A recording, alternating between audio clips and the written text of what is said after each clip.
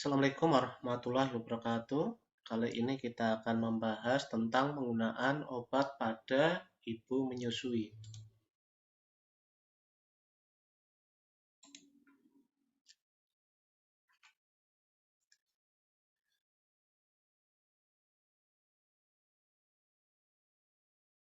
Faktor-faktor yang mempengaruhi kadar obat dalam ASI.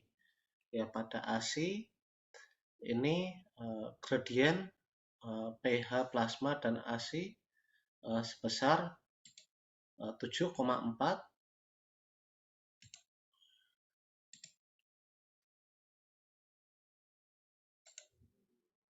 sebesar 7,4 dan pH ASI sekitar 7 ya. pKa obat yang merupakan salah satu penilaian dari sifat asam basa, obat bersifat asam akan terionisasi pada pH basa ya, akan membentuk ion. Kadar obat lebih banyak terdapat di plasma. Kemudian jika obat yang bersifat basa terionisasi maka pada pH asam, maka kadar obat lebih banyak di ASI.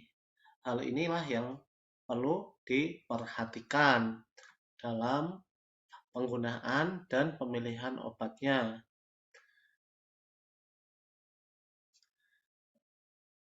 Terutama obat-obat yang bersifat basa ya, karena akan terionisasi pada pH asam sehingga kadar obat akan lebih banyak di dalam ASI ya. Ini lebih diperhatikan. Kemudian faktor lain adalah lipofilisitas, yaitu kadar lemaknya ya, karena kadar lemak dalam ASI itu lebih tinggi, maka laju permintaan ke ASI-nya akan meningkat ya. Ini hati-hati pada obat-obat yang sifatnya lipofil.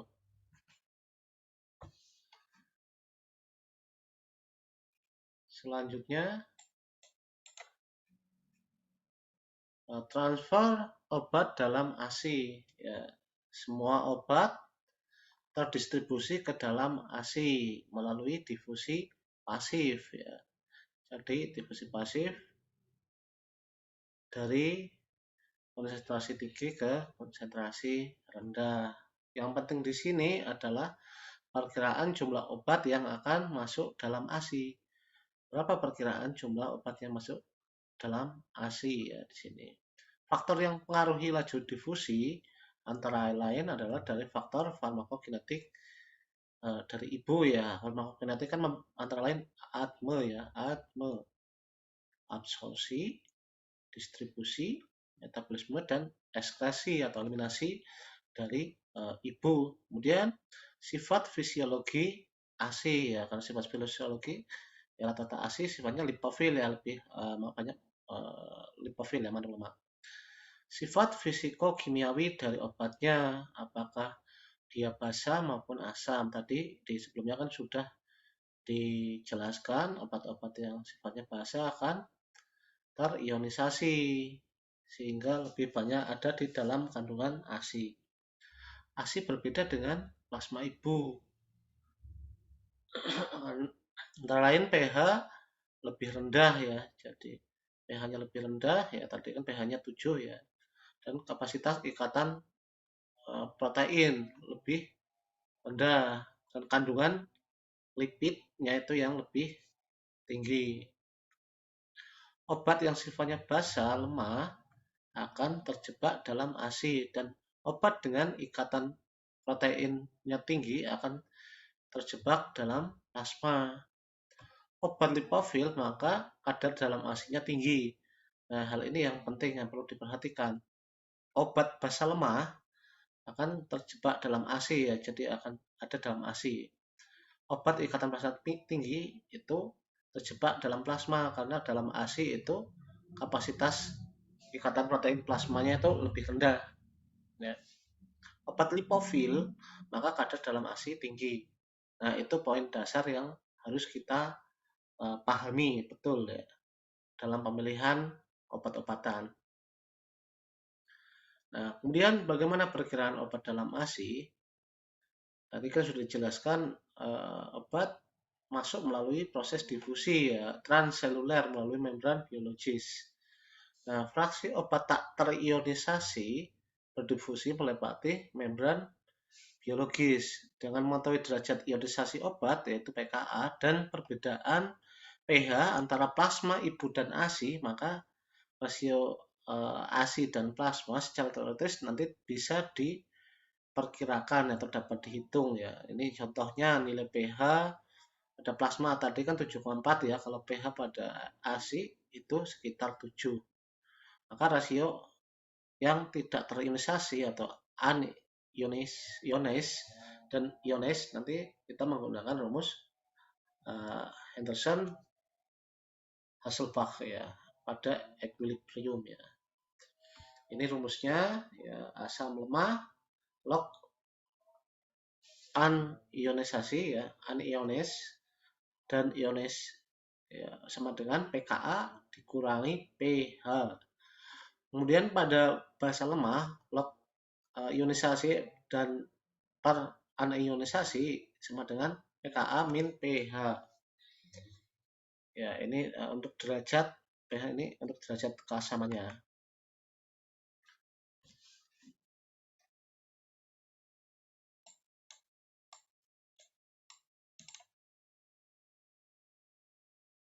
Kemudian pendekatan untuk meminimalisasi ekspos pada bayi. Ya, bagaimana caranya? Itu tidak minum obat ya. Ya, tidak mengkonsumsi obat ya pada ibu yang sedang menyusui itu tidak mengkonsumsi obat-obatan. Ya, contohnya seperti obat sakit kepala untuk flu dapat dihindari dengan kerjasama dengan ibu ya. Jadi meminimalisir penggunaan obat. Tunda pemberian obat ya, di sini perlu ditunda pemberian obat ya. Jika ibu ada rencana untuk menyapi ASI, maka penggunaan obat atau pembedahan efektif dapat ditunda terlebih dahulu. Kemudian pilih obat yang sedikit dieskresikan dalam ASI ya. Nah, ini untuk kelas terapi yang sama dapat dipilih yang paling sedikit melewati ASI. Pilih alternatif rute pemberian lain ya. Untuk kurangi konsentrasi obat dalam darah, maka ibu digunakan sediaan lokal ya. Jadi lokal supaya tidak menimbulkan efek sistemik ya. Misal kortikosteroid inhalasi ya. Antara lain ada Seretid Discuss ya. Ini contohnya atau Berotec ya. Ini contoh-contoh kortikosteroid inhalasi ya, tidak menggunakan kapsul sesak ya, atau ya beberapa rumah sakit mungkin ada yang namanya kapsul sesak. Formulasinya itu khusus tertentu ya, beda-beda tergantung dari komposisi dari dokternya ya, permintaan dari dokternya. Nah, ini untuk pemberian yang dikonsumsi yang per os ya itu dihindari karena sifatnya itu pasti sistemik. Kemudian injeksi ya intravena ini juga harus dihindari. Lebih banyak menggunakan lokal ya. Ya kalau badan pegel-pegel ya nggak perlu menggunakan obat-obat yang oral ya. Kalau pegel-pegel ya pakai yang topikal ya, obat-obatan diusahakan yang topikal. Kenapa topikal? Karena efeknya adalah lokal ya, tidak sistemik. Dihindari obat-obat yang sifatnya sistemik. Kemudian selanjutnya tidak menyusui bayi pada saat konsentrasi obat dalam ASI maksimal ya, jadi dihindari.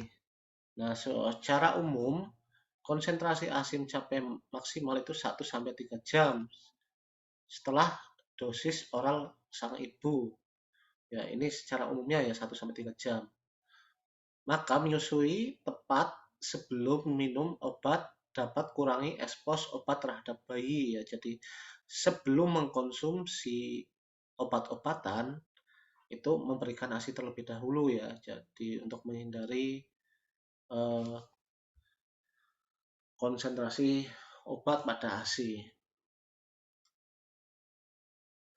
Hanya untuk obat-obat dengan waktu paruh pendek, tidak untuk obat rilis ya. Jadi untuk obat-obatan dengan waktu paruhnya yang pendek ya, jadi dia mudah uh, terdegradasi atau mudah termetabolisme waktu pendek, tidak untuk obat-obat slow release ya. Juga jadwal bayi minum ASI sulit untuk diatur secara tetap ya. Ini juga perlu diperhatikan untuk penjadwalannya, kapan waktu yang tepat untuk mengkonsumsi atau memberikan ASI ya kepada anak. Ya harus sebelum minum obat ya, intinya di situ ya. Jadi memberikan saat sebelum mengkonsumsi obat-obatan, supaya anak tidak terekspos oleh obat-obat yang diminum. Minum obat sebelum bayi tidur lama ya, ini berguna untuk obat-obatan yang sifatnya long acting yang diminum sekali sehari. Ya long acting ya sehari sekali, antara lain ya kayak amlodipin ya, amlodipin ya, ini dipin itu kan pemakaian sehari sekali. Kemudian lisinopril itu juga ya, furosemid itu juga contoh sehari sekali ya, biasanya untuk pagi hari ya, tidak dikonsumsi pada malam hari. Berhenti menyusui bila demi kesehatan ibu dan untuk obat yang sangat toksik ya. Contohnya untuk ibu yang melakukan kemoterapi ya untuk kanker ya. Di sini kan pastinya apa ya, perlu menghentikan menyusui ya. Menyusuinya tuh dihentikan dulu. Bisa pakai sufor dulu ya. Jadi pakai sufor ya untuk keamanannya, keamanan pada anak. Kemudian tidak menyusui bayi untuk sementara waktu ya, ini tidak menyusui bila dikenakan obat jangka pendek setelah prosedur operasi atau perawatan gigi. Sebelum tindakan medis, ASI bisa dipompa untuk dapat diberikan pada bayi ya, jadi melalui pompa ASI dulu. Jadi memompa ASI tapi tidak diberikan kepada pasien pada bayi dulu. Selama terapi, obat tetap dilakukan untuk menjaga aliran ASI. ASI dapat diberikan lagi setelah 1-2 kali tes setengah eliminasi ya. Jadi hitungannya setelah 1-2 kali tes setengah eliminasi, atau 50-70% obat sudah tereliminasi, sehingga diharapkan pada kadar tersebut obat itu tidak menimbulkan respon atau efek. Dan untuk obat yang sangat toksik, meski dalam dosis kecil, pemberian kembali ASI setelah 4-5 kali tes setengah ya. Ya ini kalau obat-obatan yang toksik lah. Tadi kalau 2 kali ya, kita pakai yang terbesar aja ya. Jadi kalau 2 kali T setengah itu obat yang non toksik ya. 5 jam ya, berarti kan 2 kali 5 ya, total berapa? Berarti setelah 10 jam ya. Setelah 10 jam mengkonsumsi obat ya. Jadi baru memberikan ASI. Tapi untuk obat-obatan yang toksik itu kan 5 kali tes setengah. Ya, 5 kali kalau 5 jam berarti 2 kali lebih ya. Hari 1 jam. Baru memberikan ASI lagi. Karena 5 kali tes setengah itu perkiraannya itu sekitar 97% obat sudah tereliminasi ya. Berarti ya tinggal 3% lah.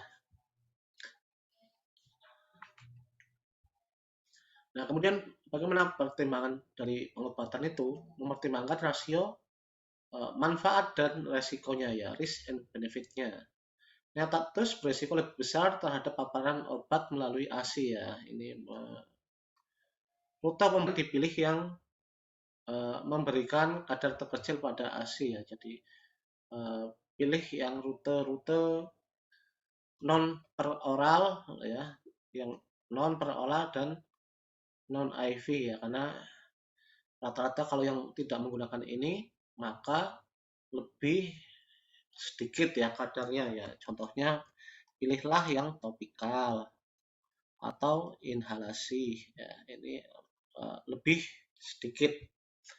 Hindari obat-obat baru ya, sama dengan saat pertemuan sebelumnya.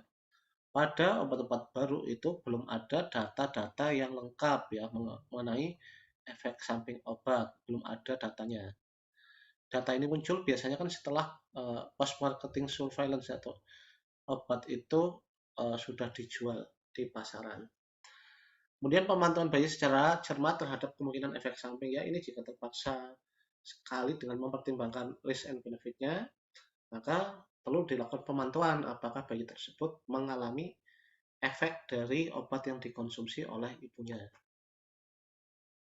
Kemudian perlu menghentikan menyusui jika obat memiliki efek berbahaya bagi bayi ya. Jadi kalau efeknya berbahaya, mending di stop dulu, terpaksa mungkin bisa mengganti dengan sufor. Obat sangat poten ya, di sini ada sitostatika, radioaktif, kortikosteroid, dosis besar. Ya ini jumlah kecil dalam ASI berefek pada bayi ya, ini obat sangat poten ya, ini harus dihentikan ya, sitotoksik dan radioaktif ya. Ini kortikosteroid dosis besar. Bagaimana kalau dosis kecil ya, masih bisa dipertimbangkan lah, masih bisa diberikan dengan pertimbangan dokter dan apoteker. Ibu memiliki gangguan hati maupun ginjal ya. Jadi kalau jika memiliki gangguan ini maka perlu dihentikan untuk menyusuinya.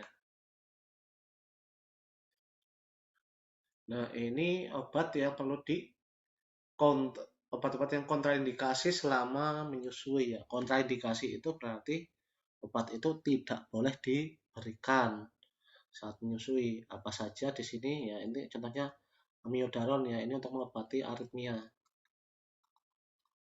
Ya, jadi kalau mengalami aritmia kemudian menyusui, ya kalau bisa menyusuinya yang dihentikan dulu. Dihentikan dulu anak menggunakan atau bayi menggunakan sufor. Amfetamin, bromokriptin ya ini juga kokain ya. Kokain ini golongan amfetamin ini narkotika ya. Narkotika ya, ini kokain juga narkotika. Siklofosfamid ya, ini kemo, siklofosfamid, kemudian siklosporin ini juga kemo, doxorubicin kemo, ya ergot ini alkaloid ergot ya, ini nggak boleh. Heroin ini narkotika, serotonin, litium, marijuana ya narkotika. Methotrexate ya ini contoh dari salah satunya DMARD. Ini bisa untuk rheumatoid arthritis ya, ini juga kemo juga, kemo bisa untuk RA, rheumatoid arthritis juga bisa, nikotin yang merokok ya, jadi merokok wajib dihentikan ya, dilarang merokok. Nah, ada phenylaciclidin ya, ini beberapa contohnya.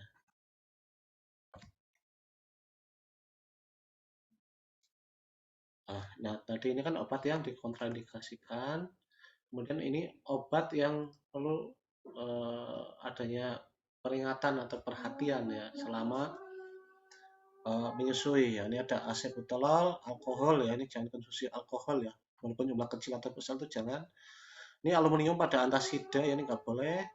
Amantadin, antidepresan ya, untuk biar antidepresan contohnya amitriptilin ya, ini yang sering itu amitriptilin, ada fluoxetine, ini yang sering ada di pasaran ya, antidepresan ini, atau ada di fasilitas kesehatan ya.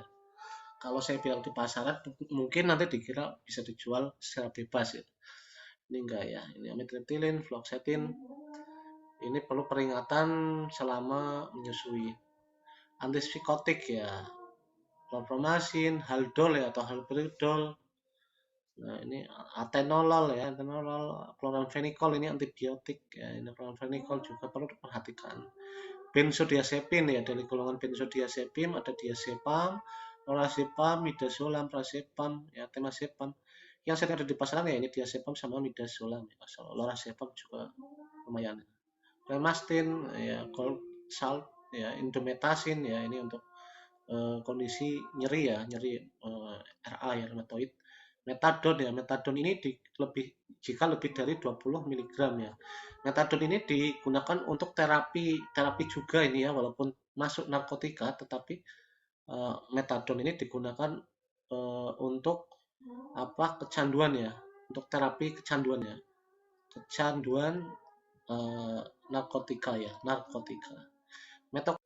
Mual, muntah itu muntah itu jangan diberikan ya, atau dalam peringatan yang perlu diperhatikan sekali saat menyusui. Kemudian metimazol ya, metronidazol ya, ini baik secara PO ya, per oral maupun IV ya, ini intravaskuler ini juga diperhatikan sekali. Nalidixic acid ya, nitrofurantoin, fenobarbital ini juga. Penitoin ya, ini untuk kejang, ini juga perlu diperhatikan. Primidon, salisilat, sulfonamid, dan sulfasalazin ya. Untuk ini sulfasalazin untuk H. pylori ya, untuk orang yang sakit peptic ulcer karena Helicobacter pylori. Nah, kemudian obat-obat apa saja yang memiliki efek terhadap produksi susu? Yang antara lain bromokriptin, ada cabergoline, thiazid, ya, diuretik, dan kombinasi oral kontrasepsi ya, ya, bisa menggunakan progestin dan ergotamin. Nah, ini bahaya ya, seharusnya berbahaya pada saat breastfeeding ya, atau saat menyusui ya. Ini akan berpengaruh sekali ya pada produksi susu, ini harus dihindari. Dan kemudian obat-obat mana saja yang aman dan selektif ya, masuk selektif bisa diberikan ya kalau dari golongan analgesik ya, atau jika ibunya pusing ya, paling aman selalu ini acetaminophen atau PCT ya, paracetamol.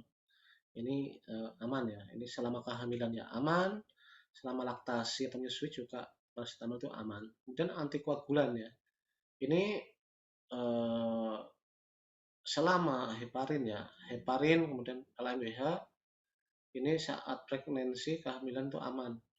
Kalau antikoagulan kayak warfarin kan untuk pertemuan sebelumnya saya sudah bahas, warfarin itu tidak aman pada kehamilan ya, tetapi kalau pada laktasi itu masih diperbolehkan ya.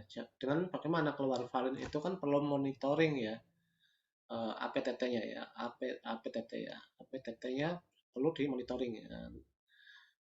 Secara ketat ya di sini ya untuk melihat APTT-nya untuk warfarin. Heparin juga dimonitoring ketat juga. Kemudian antikonvulsan ya untuk kejang, ini kalau yang aman selama kehamilan itu fenobarbital. Kalau saat menyusui yang aman adalah carbamazepine, etoxsuccinate, valproate ya, asam valproate ya, ini aman saat menyusui. Antidiabetes ya, antidiabetes oral semuanya itu tidak aman untuk pregnancy. Makanya kalau pada diabetes gestasional ini menggunakan insulin ya yang aman. Sama laktasi juga insulin dan tolbutamid, tapi saran saya lebih ke insulin saja karena lebih aman. Antihipertensi pada selama kehamilan menggunakan metildopa, selama laktasi menggunakan AC inhibitor atau C agonis. Bisa menggunakan ini ya, dua jenis ini. Untuk antiinfeksi selama kehamilan dari golongan penisilin dan cefalosporin ya. Penisilin ya amoxicillin, ampicillin, kalau cefalosporin ada ceftriaxone ya, ceftriaxone. Anti infeksi golongan dari cefalosporin generasi 1 ya, yang digunakan untuk profilaksis bedah, di mana pemberiannya itu 30 menit sebelum melakukan tindakan ya, atau melakukan insisi. Kemudian selama laktasi antibiotik yang aman ya sama penisilin dan cefalosporin. Selain itu tidak. Nah, kemudian untuk yang kortikosteroid ya selama kehamilan itu adalah yang aman prednison, selama laktasi juga prednison ya. Dekongestan selama kehamilan oxymetazoline drop atau spray. Kalau selama laktasi oxymetazoline yang drop atau spray juga ya, yang spray. Jadi dekongestan oral itu tidak baik. Untuk melindungi saat gangguan di gastrointestinal ya, untuk perlindungan pada gastrointestinal menggunakan MGOH ya, MGOH, ALOH ya. Ini antasida, kemudian CA karbonat, ranitidin, sukralfat ya, ini selama kehamilan. Kalau saat menyusui yang aman adalah sukralfat dan famotidin. Untuk laktasif atau untuk biar banyak lebih lembut yang lebih lancar bisa dengan psyllium atau glucosat ya. Ini juga pada kehamilan dan menyusui atau laktasi bisa menggunakan itu juga. Ya, terima kasih.